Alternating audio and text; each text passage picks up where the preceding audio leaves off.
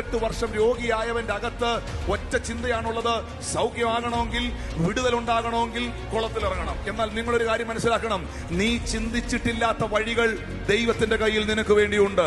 കുളത്തിലിറങ്ങിയാലേ സൗഖ്യമാകത്തുള്ളൂ എന്നുള്ളത് നിന്റെ ചിന്തയാണ്. എനിക്ക് നിന്നെ കരയിൽ സൗഖ്യമാക്കാൻ കഴിയും. ഇന്ന് പകൽ നിന്റെ പക്കലില്ലാത്ത വഴികൾ ദൈവത്തിന്റെ പക്കലുണ്ട്. നിന്റെ കയ്യിലില്ലാത്ത വഴികൾ ദൈവത്തിന്റെ പക്കലുണ്ട്.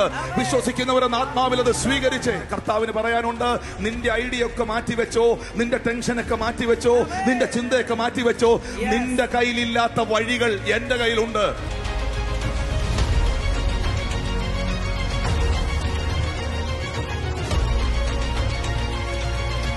വാഗ്ദത്തമുള്ളവരൊക്കെ ഒന്ന് കൈ ഉയർത്തിയേ.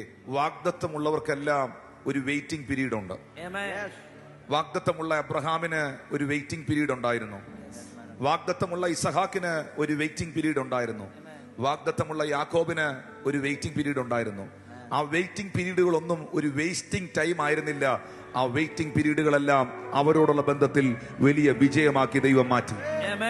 ശിഷ്യന്മാരോട് യേശു പറയുന്നു, നിങ്ങൾ എന്നോട് കേട്ട വാഗ്ദത്തത്തിന് വേണ്ടി കാത്തിരിക്കണം. എന്താണ് അവർ കേട്ട വാഗ്ദത്തം? യോഹന്നാൻ സുവിശേഷം 14-ാം അധ്യായം 16-ാം വാക്യം, ഞാൻ പിതാവിനോട് ചോദിക്കും, അവൻ സത്യത്തിന്റെ ആത്മാവെന്ന മറ്റൊരു കാര്യസ്ഥനെ എന്നേക്കും നിങ്ങളോട് കൂടെ ഇരിക്കേണ്ടതിന് നിങ്ങൾക്ക് തരും. അതായിരുന്നു വാഗ്ദത്തം. ഞാൻ പറയട്ടെ, ആ ഒരു വാഗ്ദത്തം യേശു കർത്താവിന്റെ ക്രൂശ് മരണത്തിന് ശേഷം, കർത്താവിന്റെ കാൽവറി മരണത്തിന് ശേഷം ശിഷ്യന്മാർ ആ വാഗ്ദത്തത്തിനു വേണ്ടി ജെറുസലേം വിട്ടുപോകാതെ അവർ കാത്തിരുന്നു. അവരതിനു വേണ്ടി വെയിറ്റ് ചെയ്തു.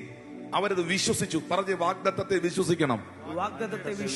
സാഹചര്യം കണ്ട് മാറിപ്പോകരുത്. ഒരിക്കലും സാഹചര്യങ്ങൾ കണ്ട് മാറിപ്പോകരുത്.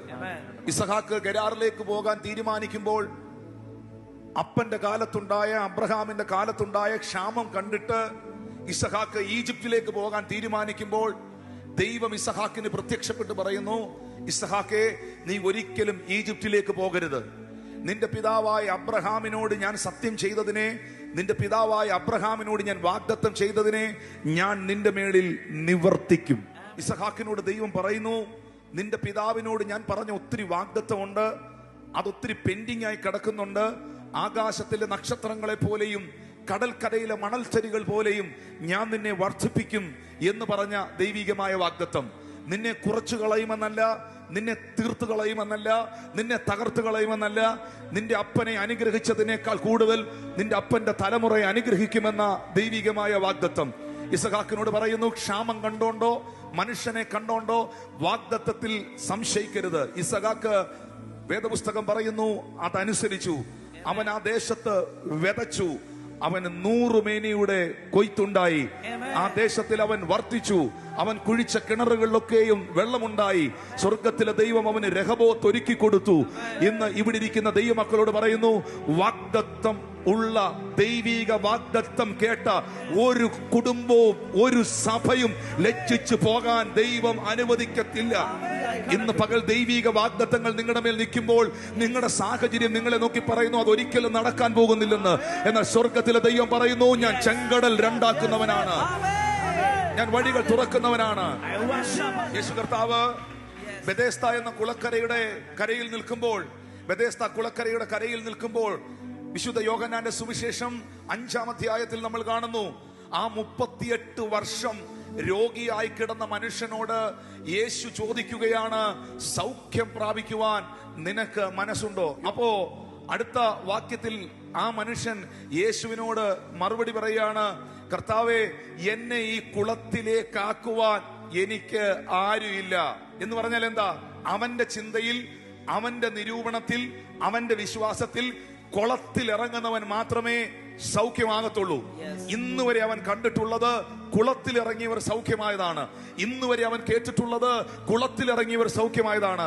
ആ 38 വർഷം രോഗിയായവന്റെ അകത്ത് ഒറ്റ ചിന്തയാണുള്ളത്, സൗഖ്യമാകണമെങ്കിൽ, വിടുതലുണ്ടാകണമെങ്കിൽ കുളത്തിലിറങ്ങണം. എന്നാൽ നിങ്ങളൊരു കാര്യം മനസ്സിലാക്കണം, നീ ചിന്തിച്ചിട്ടില്ലാത്ത വഴികൾ ദൈവത്തിന്റെ കയ്യിൽ നിനക്ക് വേണ്ടിയുണ്ട്. കുളത്തിലിറങ്ങിയാലേ സൗഖ്യമാകത്തുള്ളൂ എന്നുള്ളത് നിന്റെ ചിന്തയാണ്. എനിക്ക് നിന്നെ കരയിൽ സൗഖ്യമാക്കാൻ കഴിയും. ഇന്ന് പകൽ നിന്റെ പക്കലില്ലാത്ത വഴികൾ ദൈവത്തിന്റെ പക്കലുണ്ട്. നിന്റെ കയ്യിലില്ലാത്ത വഴികൾ ദൈവത്തിന്റെ പക്കലുണ്ട്. വിശ്വസിക്കുന്നവരെന്ന് ആത്മാവിൽ അത് സ്വീകരിച്ച് ഇന്നുവരെ ആ നിമിഷം വരെ കരയിൽ ഒരുത്തൻ സൗഖ്യമാകുന്നത് അവൻ കണ്ടിട്ടില്ല. ആ സെക്കൻഡ് വരെ കരയിൽ ഒരുത്തൻ സൗഖ്യമാകുന്നത് അവൻ കണ്ടിട്ടില്ല.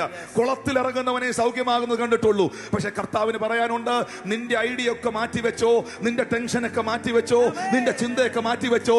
നിന്റെ കയ്യിലില്ലാത്ത വഴികൾ എന്റെ കയ്യിലുണ്ട്. വാഗ്ദത്തമുള്ളവന് ഒരു കാത്തിരിപ്പുണ്ട്. വാഗ്ദത്തമുള്ളവൻ ചിലത് വെയിറ്റ് ചെയ്തേ പറ്റുള്ളൂ. മഹാപ്രതിഫലം ദൈവം നമുക്ക് നൽകുന്നു. ആ മഹാപ്രതിഫലത്തിനായി കാത്തിരുന്നേ പറ്റുള്ളൂ. യേശുവിന്റെ വരവിനാ വേണ്ടി കാത്തിരുന്നേ പറ്റുള്ളൂ. ആ കാത്തിരിപ്പൊരിക്കലും തകർച്ചയാകില്ല. 38 വർഷം ബെഥേസ്ദ കുളക്കരയിൽ കാത്തിരുന്നവൻ കുളത്തിലെ സൗഖ്യമാണ് കാത്തിരുന്നത്. പക്ഷെ സൗഖ്യം നടന്നത് കരയിലാണ്, കുളത്തിലല്ല. സൗഖ്യം നടന്നത് കരയിലാണ്. പ്രതീക്ഷിക്കാത്ത, നീ ചിന്തിക്കാത്ത വഴികളിലൂടെ ദൈവം നിനക്ക് വേണ്ടി സഞ്ചരിക്കും. നീ ചിന്തിക്കാത്ത വഴികളിലൂടെ ദൈവം നിനക്ക് വേണ്ടി സഞ്ചരിക്കും.